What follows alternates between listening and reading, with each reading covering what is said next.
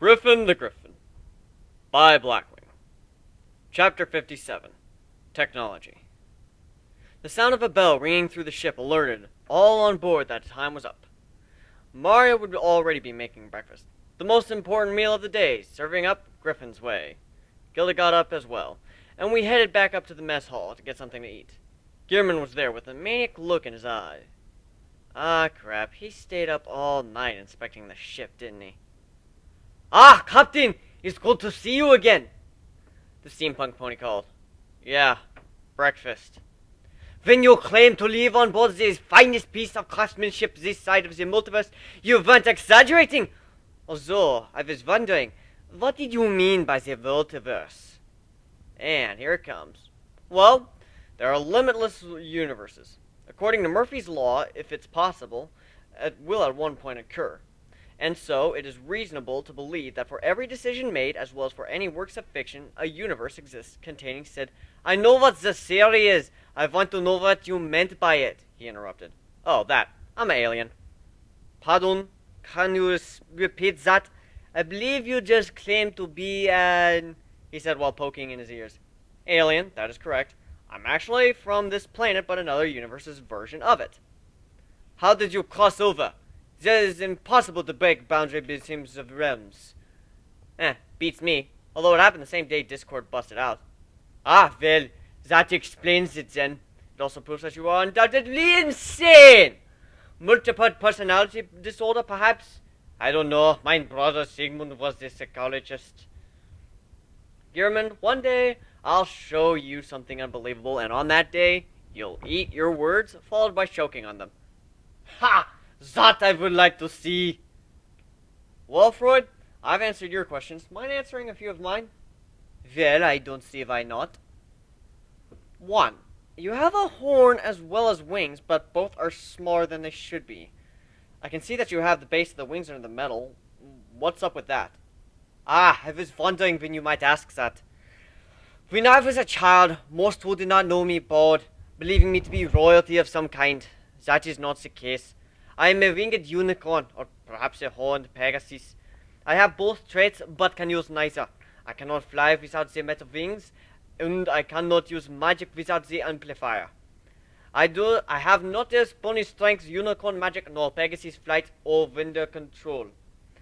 I was deemed useless, unable to function properly in society without any of these traits. My parents courted me to the point that any whim of mine could be met, and they allowed me anything I wished. Some say that it spoiled me, maybe, but in time my desire to fit in brought me to machines. I built wings to let me fly, and an amplifier to that I may at least use basic levitation spells. I see. Well, then we are more alike than we believed, except you had the fortune of having those who cared for you. I took care of myself. Is there anything else you wish to ask? At your workshop, you spoke of your beloved. What were you talking about? His eyes shot wide.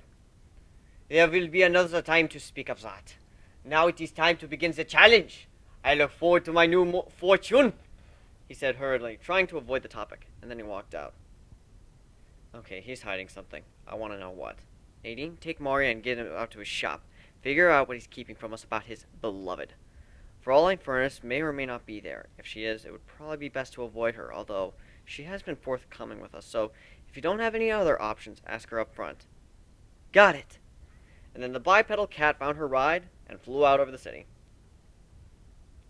Alright, you two. You're well enough acquainted with the facilities and you have taken the measurements of Trixie's legs. You have 3 hours.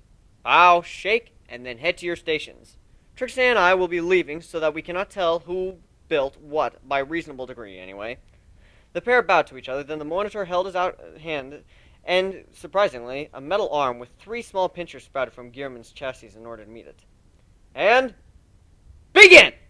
Both contestants started working, steel horn hammering, 2 small welding torches popping from each of Gearman Freud's wings to sealed joints, held by a set no less of 6 of the previous little arms, deftly manipulating the small pieces. Trixie went to her room to practice her magic. I walked away and Gilda followed. So, what do we do while we wait? She asked. Well, Pretty much everybody is either watching the show in the engineering room or is in the town getting supplies. The entire dormitory area is empty, except for Trixie, who is on the other side of the ship. I gave a lecherous grin. Oh, you, she elbowed me, making me stop on the spot. Well, come on. Don't leave me hanging, or am I just going to have to interrupt Trixie's training session? She winked and turned, then flicked her tail in my face and leapt down the stairs. Feisty. Both of us stretching, groaning, and our joints popping. She had long since gotten over it and started doing it too. We gave each other a bit of a nuzzle and then got out of bed. Well, by the clock, we've got another half hour left. I'm hungry. You want to make me a sandwich? She asked. We just did it, and now she's telling me to go to the kitchen to make a sandwich. I almost missed mean base. Almost. Sure, but you might as well come with. No point sticking around here. We walked side by side through the bowels of the ship before reaching the mess hall, where we went to make ourselves something. All you have to do is take a cup of flour, add it to the mix. We ate slowly, which took up about 20 minutes, so it was time for us to head up to the deck and wait for the two engineers to bring out their creations. I put on my gear, then went up. We sat in lounge chairs alongside Trixie, Etch, and Growl, and a few others who were waiting. Nadine and Mario were there, and they just winked at me. How the hell am I supposed to know what that means? Did they hear us below the decks? Did their jobs go well? I'm not a telepath! The Minotaur and Mecha Pony walked up a set of stairs, two carts behind them being lifted by a pair of cats each. There were white claws draped over them, hiding the objects under them. Okay, you two. You no doubt have worked very hard these past 3 hours, but it is time for your work to be put to the test. Trixie, come forward. The pair of competitors walked up. Now, no doubt you've both examined her existing fitting extensively and set your designs to interact with it properly? They both gave a nod and a huff. Well then, let's get this started. Eeny, meeny, miny, moe, catch a griffin by his toe. If he hollers, don't let go, or I'll cut your head off. That one! The cart to the left was brought forward, and out of it came a shining steel limb. It was attached to Trixie's stump easily enough with a slight click. She moved it around a bit, then put weight on it, then trotted around a bit. Well, feels good. All right, hop on. I lowered myself for the unicorn to get on, and she strapped her back legs in. Now then, how do we use this thing anyway? One of the cats came forward, then handed us a set of instructions that had been hastily made. Right, so channel your magic through it. She did as instructed, and 4 panels on the side folded out, which began to glow a hazy blue, same color as her horn. Soon, the glow spread between the prongs, and there was a bluish diamond shield on her leg. Right, and the weapon... ammunition cartridges? I saw that there was already one loaded in, and several more were to the table were next, where it had been sitting. Okay, so try and roll your hoof. She did so, and the entire unit rotated instead of just the end.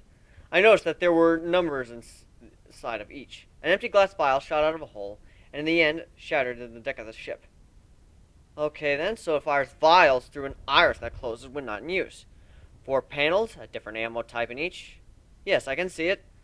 A small shield, powered by magic, and a spring-loaded firing mechanism that works with the natural movement of the hoof. Clearly, Steelhorn's work. I flew out around a bit while she popped off harmless shots at the ship's and crew, testing for accuracy. We landed, and Cat thrust his spear at it. It didn't bounce off, but was redirected upwards, out of striking range. Strike after strike, all went high and to the left, regardless of how the shield was rotated. It wouldn't do to have her block strikes only for them to hit me in the face or back. Alright, pretty good. Next, I landed and let her off. She stopped channeling, and it folded back up nicely, and the cat placed it back on the table. The second piece, it was, well, pretty big. It wasn't just a leg, it went all the way up to her shoulder and connected to a steel chest plate. It looked just as sleek as Steelhorn's. Gearman had obviously pulled out all the stops. His own stuff had exposed parts, but none that wasn't present off its piece. Alright, let's put it on. We had to remove Trixie's dragon armor to put it on, but once we did, it was a little loose. Alright, now walk a bit. She began to, but then screamed in pain. We moved to take it off. No, wait! It is supposed to happen. Just wait a moment, Gearman stated, and the armor coiled itself, shrank slightly to fit her form, and then let out a hiss. She stopped crying and just looked at it in wonder. I can feel it. She tapped her fake leg with her hoof. I can feel it! That is because of the gem. I studied the form of the ghastly apparatus they call the fitting, and decided it completely bypass. The armor performs a slight surgery when you put it on, locating your nerves and attaching them to the gem inside of the device, which then interprets them to signals and sends them to the micromotors. That is the pen you fit. The armor is merely to support and ensure it doesn't move while you have it on. It is controlled entirely so as natural as moving. It also interprets contact to allow responses with pain being present and brought to a minimum. It can be worn at all times. It draws your innate magic, meaning you do not need to channel it at all. It is an improvement to my own design. I walked up to the docker and poked him on his metal wing. You mean you can feel this? I touched it over and over and over again. Yes, now stop poking me! He pulled his wing back. Trixie began running around in circles excitedly, laughing. Okay, Trixie, settle down. Get on my back. I led her on again, and once we were ready, she asked the all-important question. So, how does it work? Just know what you want to do. Attack, defend. Okay. She pointed her hoof forward, and a large shield came out. You know toy lightsabers, how they have the various parts that fit inside one another? Like that, but flat. It was curved on the bottom to coincide with the natural shape of my body, and could rest on my armor behind the wing bone, pressed against my side without impeding my movement. In the same manner as the shield folded out, a long, thin blade came from her hoof. It was a shield and a lance, rolled into one, except the lance was flattened into a horizontal blade so it could do sweeping attacks. It extended about 1.5 meters in front of me. This also meant that if she swung it to the side, the shield would come in contact with me if it was pointed too low, but it was impossible to cut me. We flew around for a bit, letting her get used to it, talking with Trixie while we were out there. We both could tell we had a clear winner. Well, the two competitors asked. This one. The other had its merits, but the shield was a deflector, not a blocker, and she already has her explosive bubble spell for deflecting. This has impressive melee capabilities, and while the other has the advantage of range, it needs her to focus on it. With this one, that isn't required, so she's free to levitate the vials instead of needing to shoot them, as well as cast other spells, and this one doesn't put a constant drain on her when used, I explained. Both were excellent pieces of work, but this one is the winner. It effectively rolls both offense and defense together without any concentration needed, and has the added bonus of letting me feel things again. It was kind of strange bringing out the shield and lance. It felt like my arm was being reformed, but it didn't hurt. Steelhorn seemed down a bit, while German jumped for joy. His wings opened up, letting small fireworks launch from them, which exploded around him with a shower of multicolored sparks. Ha! I am the winner! He chided. I have to admit you beat me. I just didn't know enough about making fake legs and how to control them to make one properly. Well, I am the finest surgeon in Equestria, even if I lost my medical license. And now I owe a certain Gearman Freud a ridiculous sum of bits. Well, I suppose we can call it payment for the new limb. Extremely overpriced, but I did promise her I'd spare no expense, even if I was drunk at the time. I watched Nadine sneak off. I wonder where she's going. Ah, yes, my winnings from the wager. I will give you until nightfall to deliver them to my workshop. Well, get to work. Father! Furnace called excitedly as she came up from within the ship. Fräulein, what are you doing here? Come to see your father win?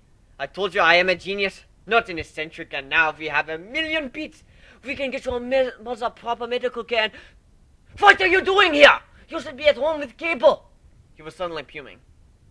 Father, I have a pleasant surprise.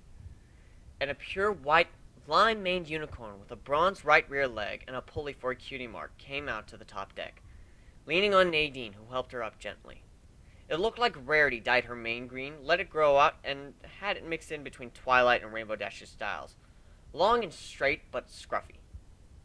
Cable, are you're awake? And walking? But how? She put her hoof to his lips. Not now, darling. And then she embraced him.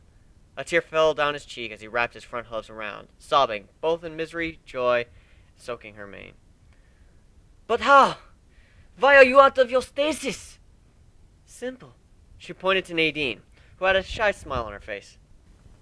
The darling cat was a skilled apothecary. She found a way to treat my disease. She has a degenerative nerve disorder. I've only seen one other case like this back home. The Sacred Grove has a very rare herb which not only prevents, but can actually reverse the nerve damage.